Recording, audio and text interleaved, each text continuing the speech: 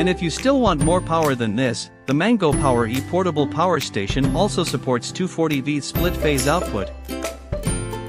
If you want to do this, you'll need to use the E+ connection cable to connect the two units via the E+ link ports on the side. Then once you've done that, you're going to want to connect an additional MangoPower E battery to each unit via the same method we explained a moment ago. Next we need to use mSocket Pro. Connect the mSocket Pro to the 30A AC input port of MangoPower E.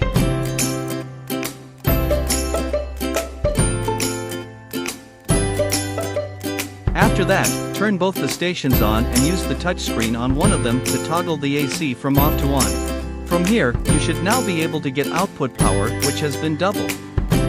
But no matter how much power you have, you're always going to want to conserve it as much as possible. So that's why, whenever you're done using the MangoPower E portable power station, you'll want to press that power button again, this time holding it down for 3 seconds, so as to switch it off. And that ends today's tutorial, guys. We hope this has been useful for you.